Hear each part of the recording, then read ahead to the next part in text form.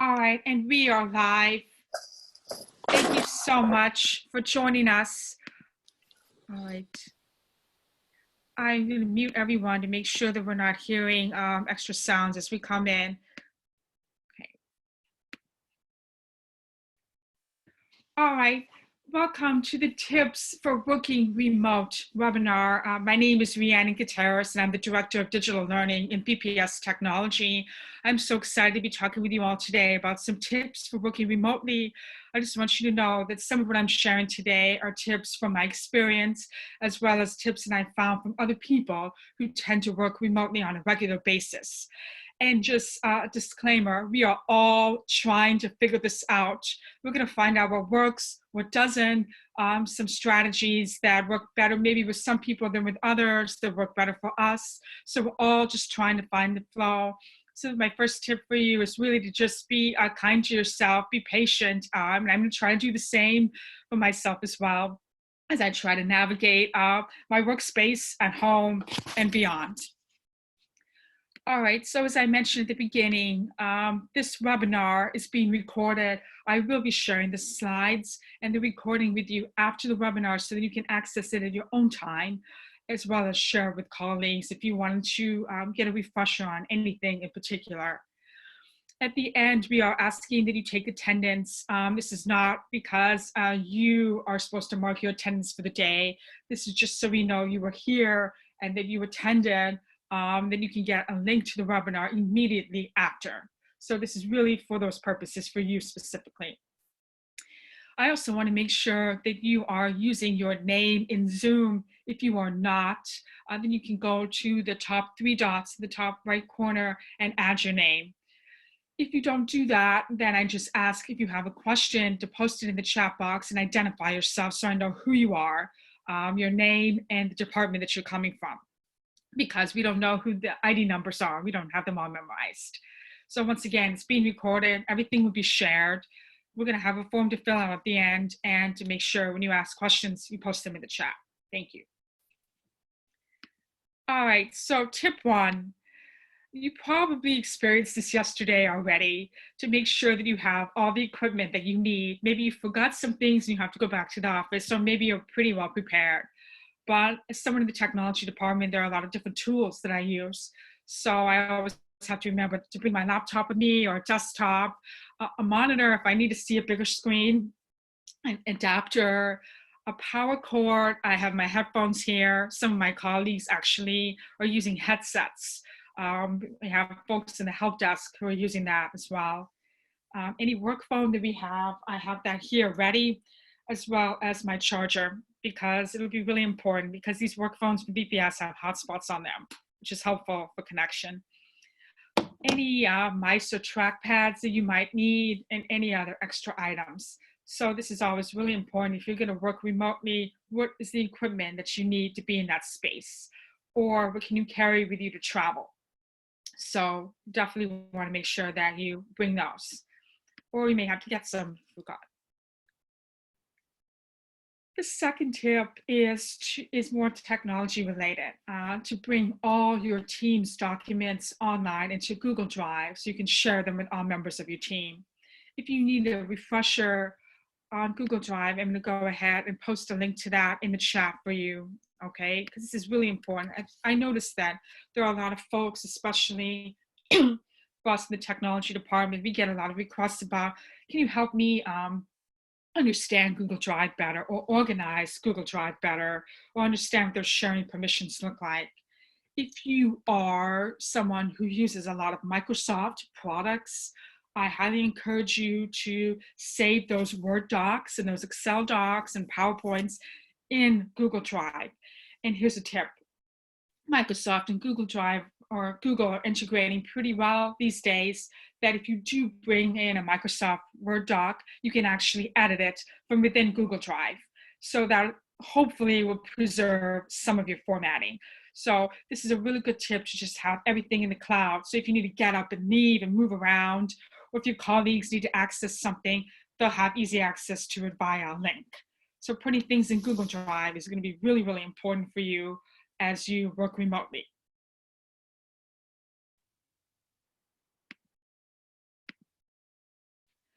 Tip 3 is at home to find a designated space to work with limited distractions. I'm sure a lot of you are contending with this right now. I know I am.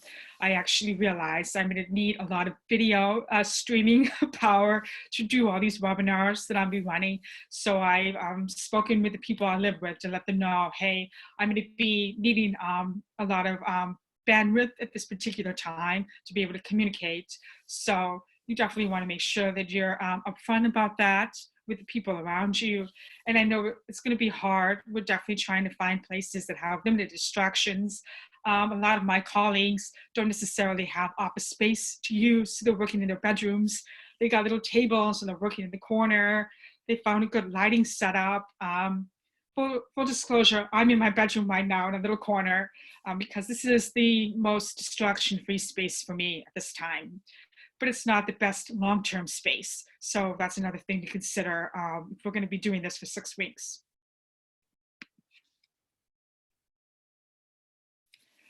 Fourth tip for you is to maintain your normal working hours and communicate what those are with members of your team. So every morning, my colleagues and I are doing a check-in via Zoom, like we're using right now, to just touch base where we're at. And I'm keeping my normal working hours. I am dressed in my work clothes, ready to go, because I want to develop that habit of just being ready to work, even if I am at home. Because if I get too comfortable, what's that going to mean? I'm going to go to a couch, or I'm going to like take a moment and watch Netflix for maybe 2 hours. Now, it's important to take those breaks, but if you're too comfy, that might mean that it's easy to forget that you're working.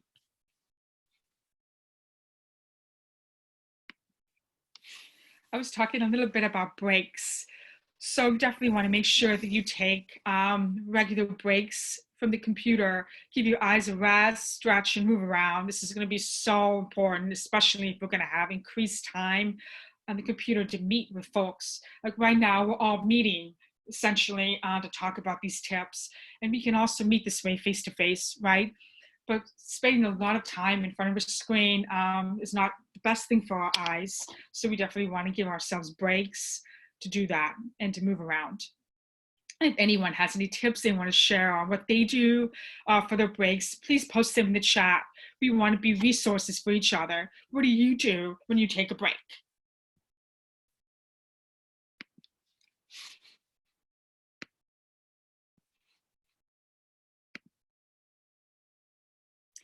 All right, now tip number 6.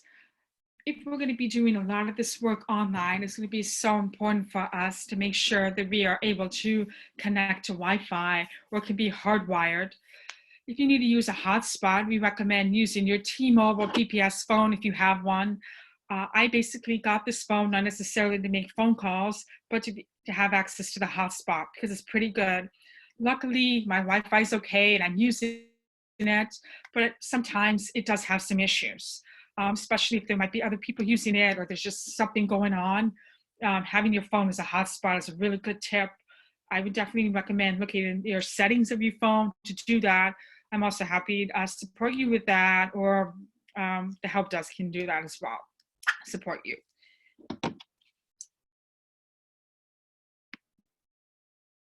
Tip number 7, you want to make sure that you do daily check-ins with your team.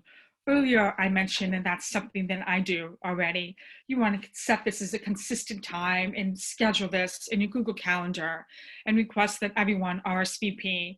This is really important so that everyone sees that it's there in the calendar. They say they'll be there, or if they won't be there. Because as we know, if we're working from home, there might be some other responsibilities.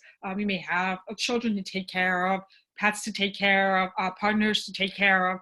So all of those things definitely factor into our availability at home. So it's really important that you are up to date with your Google Calendar schedule and you post things in there.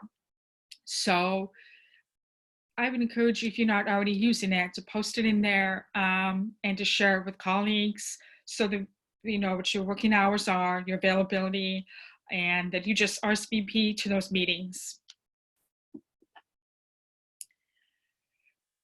Tip number 8 for you is to hold meetings using a video conferencing tool like Zoom or Hangouts Meet. I bet you that there's a good number of you who are here today who want to know about this. And I'm happy to talk with you about this. At the end, when I unmute folks, we definitely encourage you to check out Zoom or Hangouts Meet if you are interested in doing this type of conferencing. They both have their own benefits. If you're looking for very specific features, we want to make sure that you are choosing the best tool for you. I just posted in the chat right now a link to the Zoom versus Hangouts comparison chart. So I think we actually should take a look at that. How about that? So you can see it to help frame some of your questions if you do have those going forward. So Zoom and Hangouts are both video conferencing tools. They both allow you to record, but they vary in terms of who can join and the kinds of features in there, like can we break out into different rooms? Can we do whiteboarding? Can we do screen sharing? All of that. So that varies depending on the tool that you use. So if you go here and check out this page, it shows you what it's best for. So everybody today can access a basic Zoom account. If you go to zoom.us, that's their website, you can sign up with your bostonpublicschools.org email for a basic account. And what that gets you is 40 minutes with between 2 to 30 people. If you're meeting one-on-one with someone, it goes beyond 40 minutes. Zoom also allows you the capability to have breakout rooms. So if you're somebody who wants to do a video conference and like have different small subgroups, then Zoom would be a good tool for you. However, if that is not something that you need, Hangouts Meet will totally meet your needs, because you can meet with between 100 to 250 people. You can screen share, and you don't need to do those breakout rooms. But again, are you delivering a one-way transmission message like I'm doing now, or do you want to actually have more of a dialogue? So this is really important. It's part of that. A couple things to note, the differences between Hangouts and Zoom. So Zoom, for example, you can have any email and join. People who want to facilitate absolutely need an account. People who want to join, like you all are now, you don't need an account. You just need the link to join. However, with Hangouts Meet, that is a Google product. It's really important to know that anyone who is going to communicate with you has to be within a Google domain. So if you're talking to someone who's using Outlook, or someone who's using Hotmail or any other, or Yahoo, any of those others, they won't be able to communicate with you using Hangouts Meet. Let's see here. So there's a couple of things to note about Zoom. We do have some pro licenses that are available for select users. We can certainly upgrade to have more users use the pro licenses where you don't have the limitation of 40 minutes. It is also going to be available for teachers, and I'm talking about classroom teachers specifically through the Clever portal. So that will just be for teachers who are assigned classes in Aspen. They'll be able to use Zoom without any restrictions, just with their students until about, I think, the end of July. But other things related to using Zoom, if you are not a classroom teacher, that's a little bit different.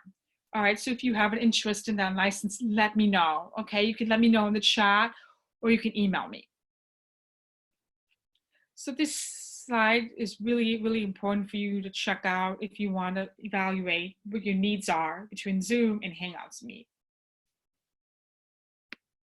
So that's tip number 8. You find a communication tool you can use to have video dialogue like we're having right now.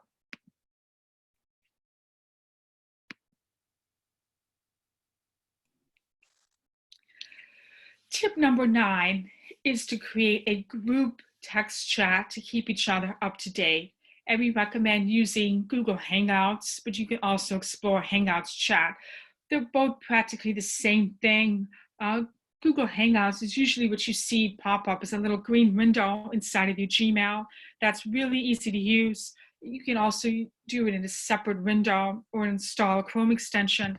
I'm going to chat you the link basically to install that Chrome extension. I'm not sure if you can see it on my screen, but I do have a box here that looks like a window. And that's exactly what the Google Hangouts Chrome extension is. And I absolutely love it because it makes it so that I don't have to be in my email to chat with people. I can just open up that window and have it there.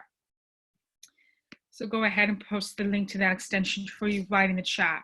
It's really easy to use, and I strongly recommend creating a group chat. My entire team, there's about 8 of us, we're all in a group Hangouts chat, and we communicate with each other on a daily basis about all sorts of things. This keeps us informed and let each other know who's available, who's doing what. It can get a little out of hand, so we probably want to set some ground rules for the people in that chat space for how we're going to use the space. So Hangouts is a really good tool. I mentioned next to that is Hangouts chat. So I'll give you a link for this as well. And this one, I haven't actually tested all the features yet. Functions a lot like Google Hangouts, but there's also sub chats that you can have within there, and you can actually directly link files. And so that might be easier for you, so you don't always have to copy and paste. So I would advise looking at that as a tip.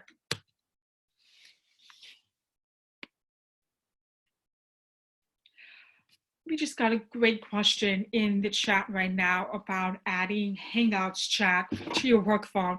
Absolutely. In fact, I would encourage you to add a few apps to your work phone because you don't want to be using the browser for this. That isn't efficient at all. So on your work phone, I recommend that you add these apps. I'm going to put them in the chat too so you have a visual. Add Google Calendar, Google Drive, Zoom if you're using it, or Hangouts chat, or Google Hangouts, because they're all, this Hangouts chat looks a little different than Google Hangouts. I'll just show you very quickly on my phone, what those icons are, because that was an excellent question. So we have right here, there's a little icon there for the Hangouts chat. And then there's another one. So they're 2 separate apps. Install those and you can decide if you even want to get notifications at all, because your phone could be buzzing like crazy, right? And you don't necessarily want that. So you can manage what those notifications look like. The way that I've done it is that I just have like those little alerts up there, but my phone doesn't ring or anything like that because I don't want it to, because that will bother me. So consider installing those: Calendar, Drive, Zoom, Hangouts chat, Google Chat. So you can have those. There's also lots of other Google apps and you can add as well. So you can do work from your phone if you need to.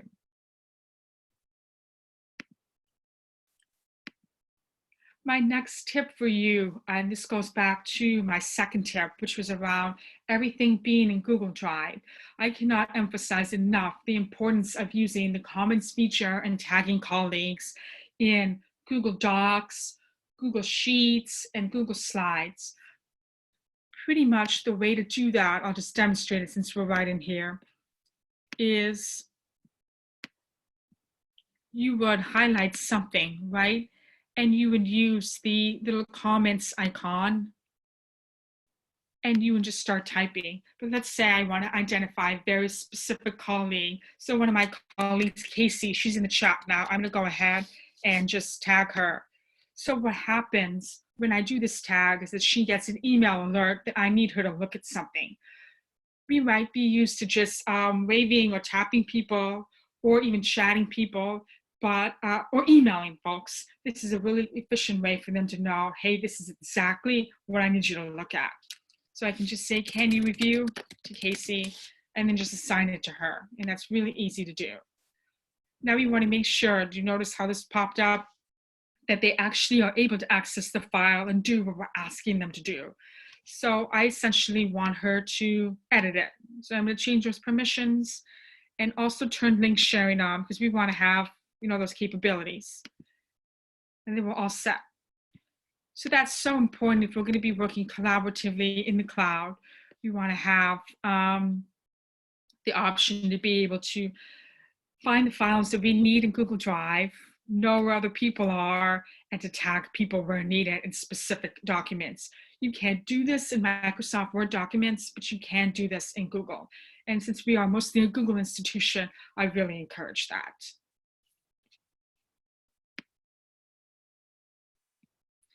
As far as Hangouts chat works, I did see someone make a comment in the chat saying you need a G Suite account to access Hangouts chat. So yes, you need to make sure that you are using your bostonpublicschools.org email. Now your personal Gmail, it will not work. It needs to be bostonpublicschools.org. All right, and we also had one more in the chat since we're doing this in real time. Someone was asking about how to assign something. All right, so I'm gonna just find another slide to assign to demonstrate that as we go into tip 11.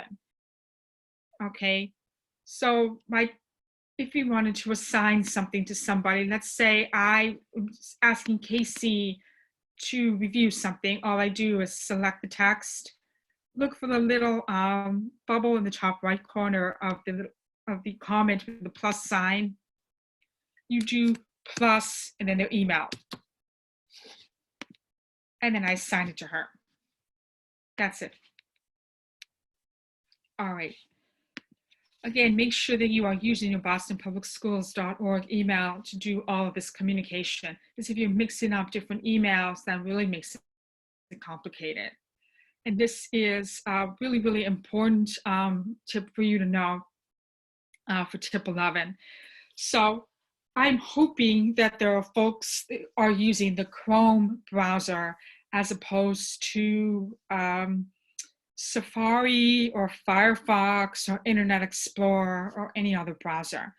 And the reason I'm saying this is because the Chrome browser is so powerful because it really connects to BPS as an institution. It gives you access to the Chrome extensions and the links that you need all in one place. So one of the things you can do to really manage your time well remotely is to take advantage of the Chrome browser and some of those little extensions that it comes with.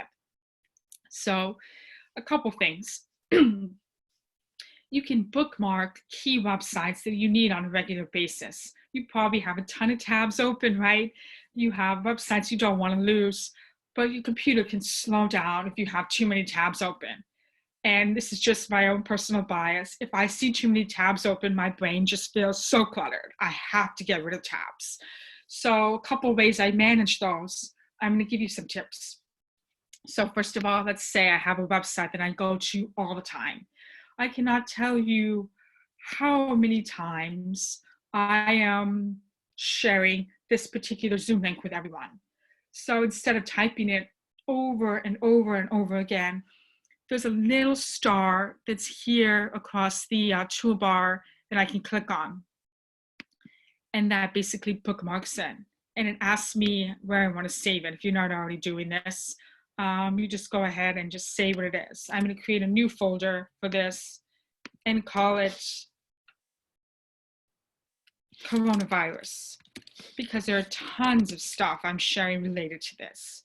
So I click the star, creating a new folder, and now I'm saving it. So this particular page has been saved under coronavirus, and I'm going to continue to keep adding other stuff, including the webinar itself. I think that's a good idea. There it is, coronavirus, done. It's bookmarked, so that way I'm easily able to access it if I go up to my bookmarks tab, and it gives me lots of different options to access it. All right. A couple of other things I do to manage clutter in my browser are I use these extensions called AdBlock Plus, DualS, OneTab, and Calm. AdBlock Plus is a great Chrome extension if you're not using it. I'm going to copy and paste it in the chat right now. All right, I just pasted it in the chat. AdBlock Plus basically removes annoying ads when you're trying to read on a website. You're probably going to the New York Times, you're probably going to CNN, you're probably looking left and right for news about coronavirus, and there are ads everywhere. AdBlock Plus helps minimize that for you and to give you a peace of mind. So I highly encourage you to download that Chrome extension. The next one is called DualLess, and it allows you to, if you have, let's say you don't have a second monitor to work on, you can use your one computer screen that you have and do a split screen of 2 tabs so you can look at them side by side. So DualLess is a really good app for that. I actually just found out about it. So I'm going to copy that and paste it in the chat for you, okay? There we go. All right, so DualLess, let's demo what that looks like. It kind of looks a little bit like 2 tabs that are split, and generally, I should mention this, all of your Chrome extensions, you're going to find them across the top right corner. So these are all the ones I've downloaded. And the one here that has a split screen is the one that I want to use. So let's click that. It's asking me how I want it to be displayed. So I'm going to check that out and just do a traditional split screen 5:5. There we go. So it just split it for me, and that makes it really easy to access. I'm actually going to share my screen a little bit differently now so you can really see this better, okay? Let me do a new share for you. Okay. All right, now you should be able to see my whole screen, not just that one window. So I've done a split screen. I just hit that DualLess icon and it did this for me. And that makes it really easy for me to be able to access 2 things side by side, especially if I need to do a comparison. But I can also just select one side of something and just make it bigger. That way it's not,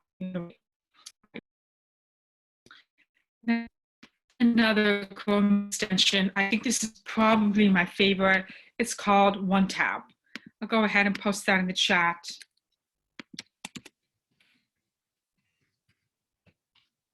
All right, what OneTab does, you may have seen in my split screen that I have a whole bunch of text on this one particular page. What it does basically is, if I have multiple tabs open, as you see here,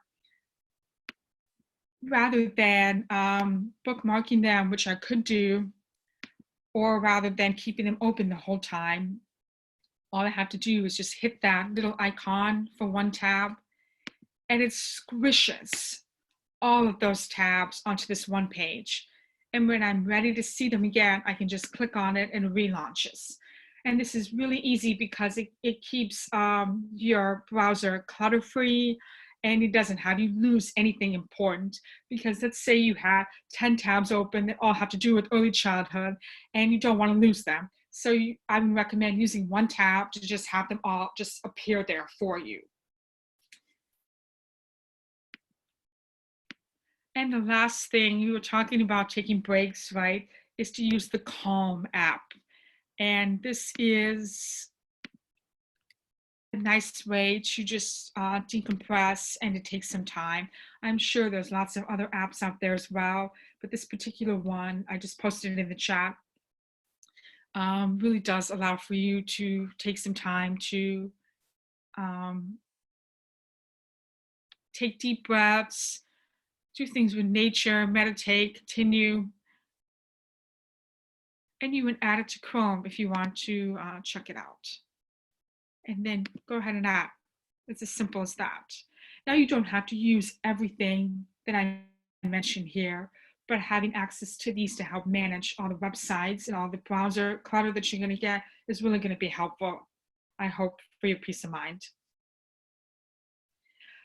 Yes, one tab should work with pen tabs, but we're talking about using one tab in the Chrome browser, not in Safari. So someone was asking about a Google extension called Spaces. I actually have not used Spaces yet. So if you want to explain what that is in the chat, that would be great, because I personally have never used it.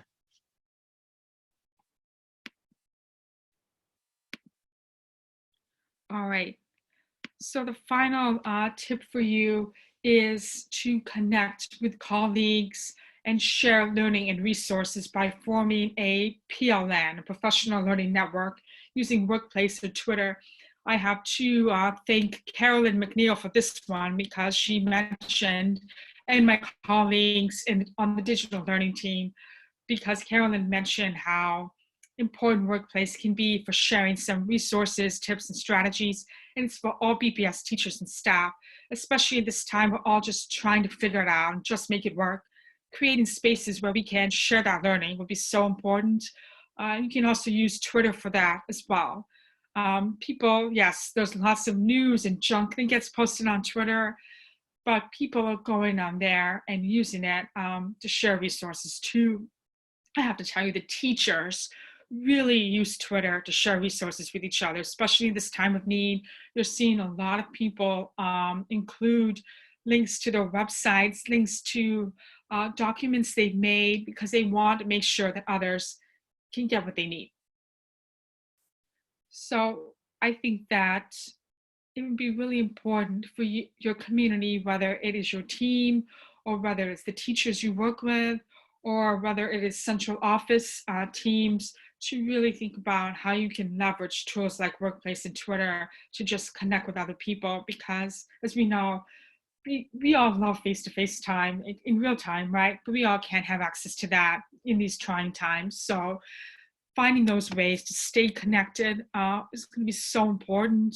That we can use Twitter and Workplace asynchronously. So that's in our own time. You don't have to respond right away, but we're still connected. But you can use tools like Zoom, like we're using right now, or Hangouts chat to do things in real time to feel even more connected. So those are all my tips for you. Additionally, I will be sharing a link to this slide deck. But before I do that, I want you to know that all of these tips originated from another document, which I can give to you right now. Let me do that. I'll post it in the chat. All right, so I just posted in chat the one-pager version of all of these tips. So if you want to print it out, if you want to bookmark it, that's what I'm going to do actually myself. You can have it there as a resource for you. I also include all the links in there, so if you didn't get them in the chat, you'll have them here.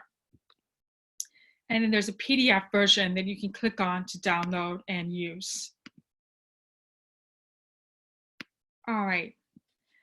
Now I want to make sure we get to some of the questions that are coming up in the chat. So before we get to all of those, because some of them are very specific, I'm just going to leave you with some resources, okay?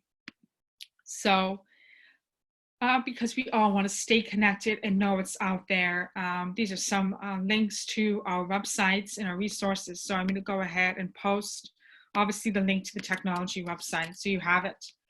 Additionally, another very, very important link for this whole process is the coronavirus website. So I'm going to post that in the chat as well.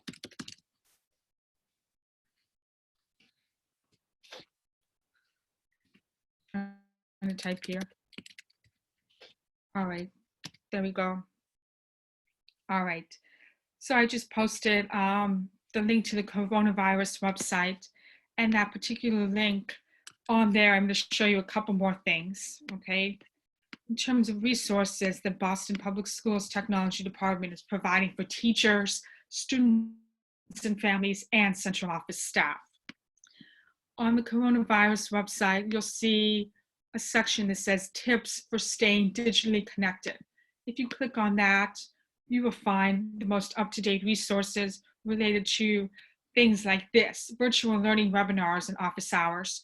These are open to teachers and these are open to central office staff. So if you want to join future ones, I really encourage you to do that. The full calendar is listed right here, so you can join any other future ones if you'd like. I also have some tips down here for central office staff relating to things on Zoom and Google. Okay, so that is it for me in terms of my webinar and all the content that I wanted to share with you. I'm going to actually pause the recording from this point on and answer questions more directly, and turn your sound back on. I ask that if you have a question, that you maybe raise your hand. I'm going to try to look through them as well to make sure that you get access to the resources that you need. Additionally, I think it's important to note, and I did not include this in here, but this is just an FYI for you. Please also bookmark the website commonsensemedia.org. I'm going to put that in the chat.